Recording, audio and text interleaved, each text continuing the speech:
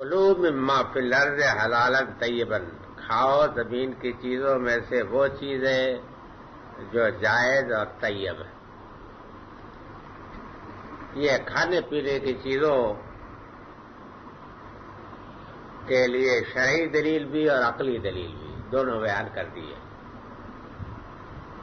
کوئی چیز حلال تو اس بنیاد پر ہوتی ہے کہ اصل مالک جو ہے، پیدا کرنے والا، کسی چیز کو حلال ٹھہرائے،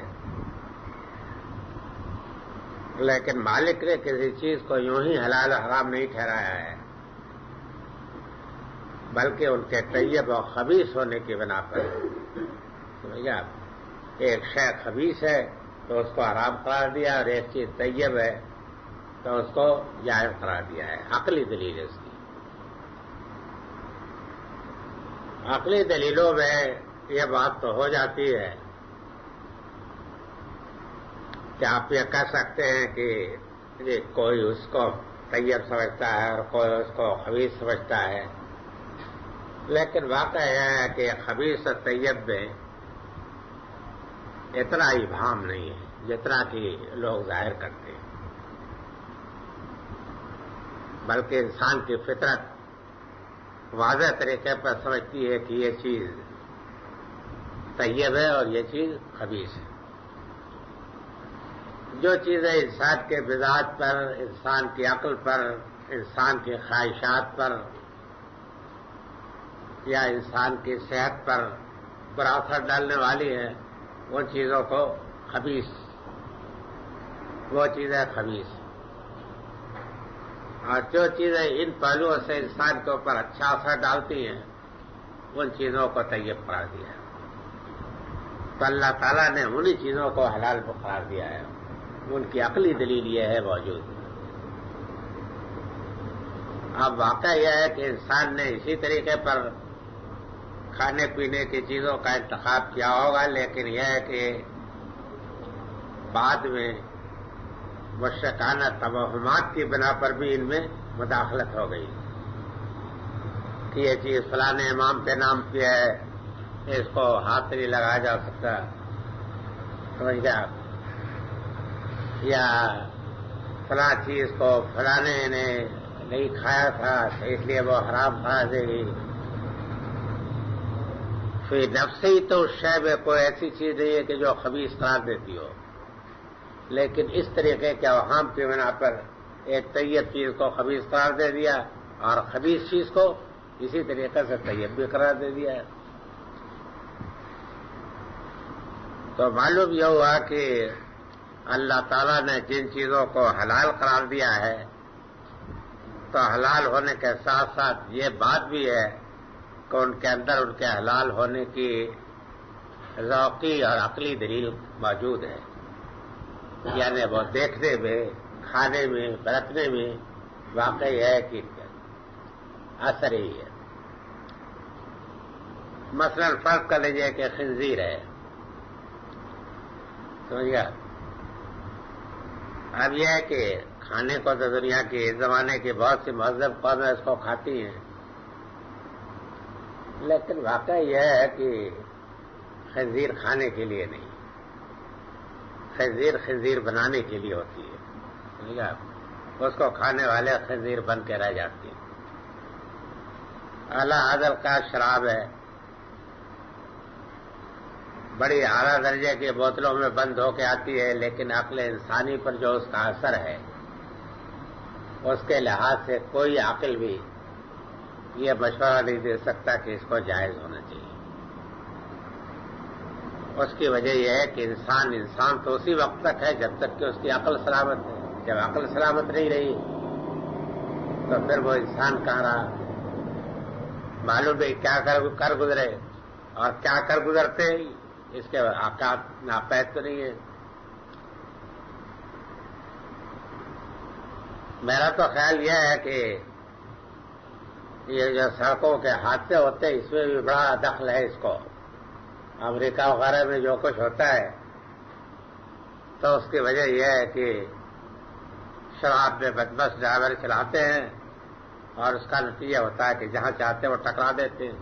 سب سے زیادہ حادثے وہی ہوتے ہیں۔ اس کی علت صرف یہ تو نہیں ہے کہ وہاں موٹریں سب سے زیادہ ہیں، بلکہ اس کی بڑی علت یہ بھی ہے کہ شراب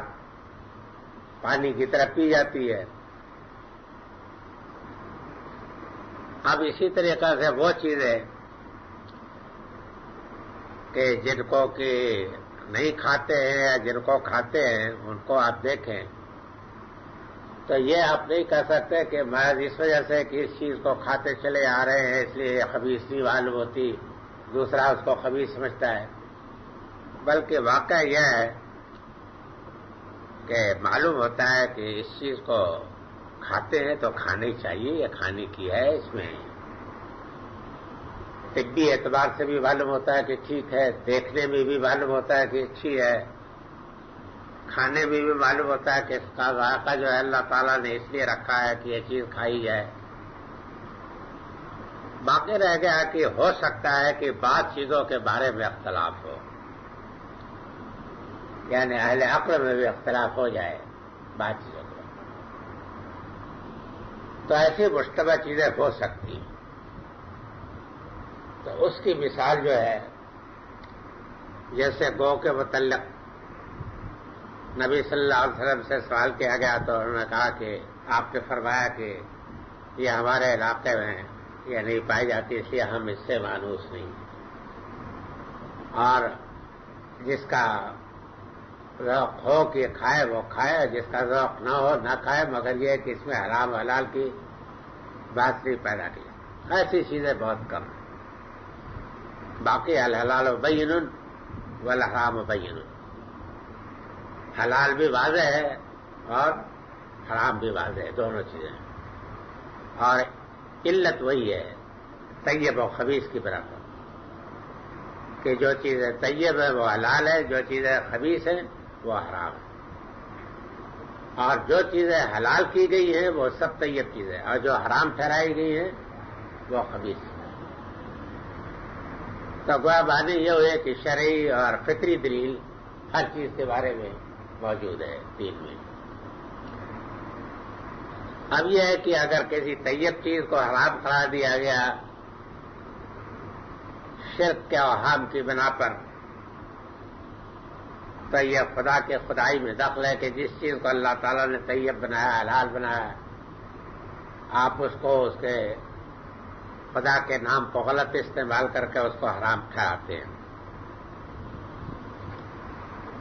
وَلَا تَتَّبِعُوا خُطُوَاتِ الشَّيْطَانِ، اور شیطان کے نقش قدم کی پیروی نہ کرو۔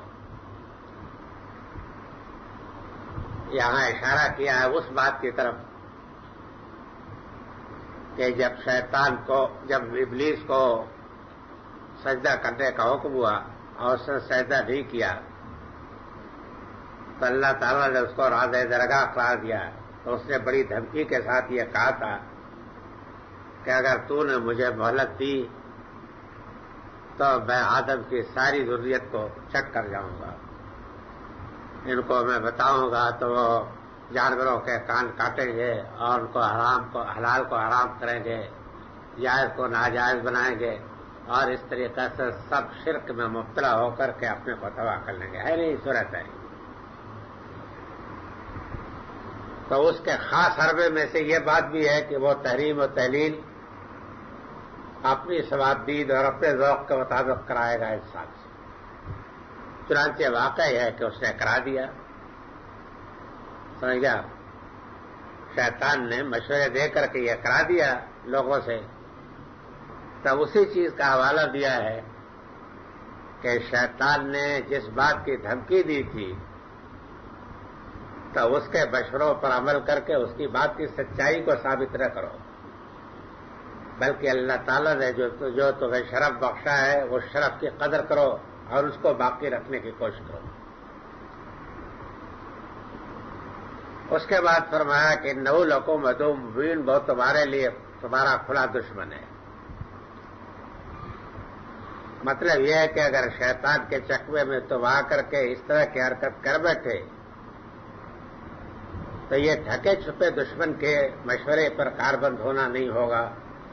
بلکہ ایک ایسے دشمن کے ہاتھوں تم مار کھاؤ گے کہ جو تمہارا کھلا ہوا دشمن ہے۔ کھلا ہوا دشمن یعنی اوپن اینیمی، کھلا ہوا دشمن وہ ہوتا ہے کہ جس نے اپنی دشمنی کا اعلان کر رکھا ہو، چیلنج دے رکھا ہو کہ میں یہ کروں گا، سمجھ گیا؟ تو اس سے دھوکہ کھا جانا پلے سرے کی حماقت۔ کوئی چھپا ہوا دشمن ہو تو اس سے تو دھوکہ کھا جانا خیر مستبد نہیں ہوتا، ممکن ہوتا ہے، لیکن کھلے ہوئے دشمن سے جس نے چیلنج کر رکھا ہو، الٹیمیٹم دے رکھا ہو، پہلے سے دھمکی دے رکھی ہو، اور اللہ میاں کو اعلان کر رکھا ہو، ان کو دھمکی دے رکھی ہو کہ میں ان سب کو جن کو آپ نے عزت بخشی ہے میں سب کو گمراہ کر کے چھوڑوں گا،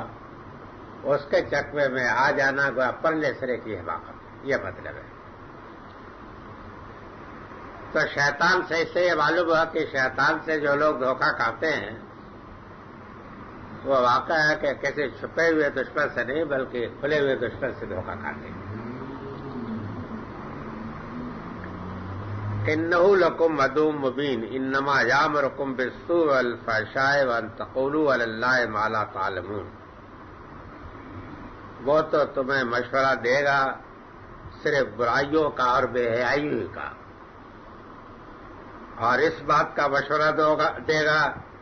کہ تم اللہ کے اوپر ان باتوں کی تہمت لگاؤ کہ جن کو تم نہیں جانتے۔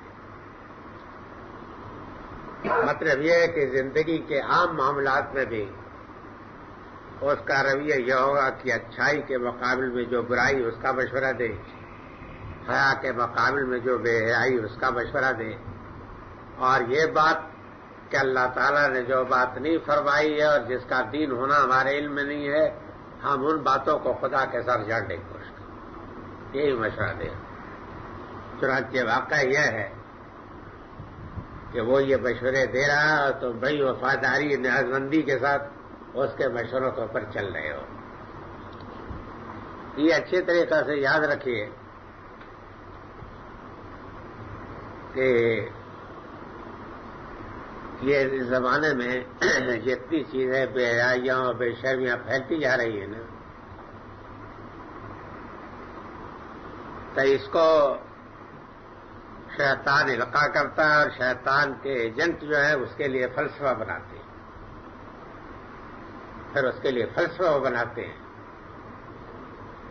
فرض کر لیجئے کہ یہ بات آئی کہ ان کے ذہن میں یہ ہے کہ بے پردگی کے بجائے زندگی کی تمام لذتیں ختم ہو جائیں گی، فرض کر لیجیے، تب اس کے لیے فلسفہ یہ بنایا جا سکتا ہے کہ برقع جو ہے صحت کے لیے بہت مضر ہے۔ اب اگر برقع صحت کے لیے مضر ہے تو واقع ہے کہ اس کے حق میں ایک دلیل تو پیدا ہو جاتی ہے، ایک معقول دلیل طبی، اس لیے کہ کوئی چیز جو صحت کے لیے مضر ہو پھر اس کے جواز کا فتویٰ دینا عقل کے لیے ممکن نہیں۔ اسی طریقے سے جتنی چیزیں بھی ہیں، مسئلہ یہ ہے کہ اگر عورتوں کو کچھ خاص حدود کے اندر پابند کیا گیا ہے تو ملک کی معاشی جو فتوحات ہو رہی ہیں تمام فتوحات پر اس کا بہت برا اثر پڑے گا، اور آدمی کی صلاحیتیں اور طاقتیں بہت کم ہو جائیں گی۔ اس طریقے کی باتیں کرتے ہیں، اور فلسفہ بنا لینا کچھ بڑا مشکل کام نہیں ہے۔ میرا خیال یہ ہے کہ آدمی اگر فارغ ہو، سمجھ گیا، تو پھر یہ ہے کہ یہ کام بڑی آسانی کے ساتھ کر لیتا ہے۔ دیکھنا یہ پڑتا ہے کہ دور رس نتائج کے لحاظ سے حقیقت کیا ہے۔ تو اگر دور رس نتائج کے لحاظ سے اگر یہ دیکھا جائے تو یہ صاف معلوم ہوتا ہے کہ جو حدود اور قیود اللہ تعالیٰ نے زندگی کے اوپر عائد کیے ہیں، انہی حدود کے اندر زندگی وہ اپنے صحیح مقاصد تک پہنچ سکتی ہے، ورنہ پھر زندگی کے تباہ ہو جانے کا خطرہ ہوتا ہے۔